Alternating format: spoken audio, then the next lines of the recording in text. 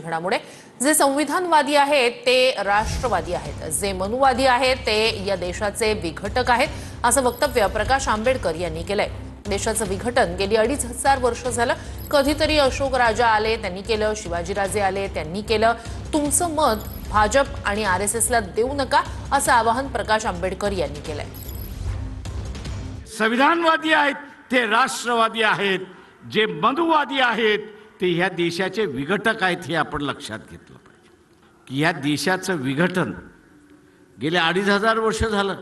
कधीतरी अशोक राजा आले त्यांनी केलं, शिवाजी महाराज आला त्यांनी केलं, दक्षिणेमधले असणारे चोला आले त्यांनी काही केलं नाही, तर उरलेली सगळं यांनी यावं त्यांनी टिळकी मारून जावं अशीच परिस्थिती आहे। आणि मी इथल्या तमाम भारतीयांना असं आवाहन करतोय की या परिस्थितीतून बाहेर पडायचं असेल तर स्वतःशी असणारा खूनगाठ बांधा की माझं मत हे मी आरएसएस बीजेपी कुठल्याही पक्षाला देणार नाही हे जर आपण असणारं ठरवलं तर आपण असणारं या ठिकाणी शांततेने राहू शकतो, नाहीतर अशांतता या ठिकाणी पसरते।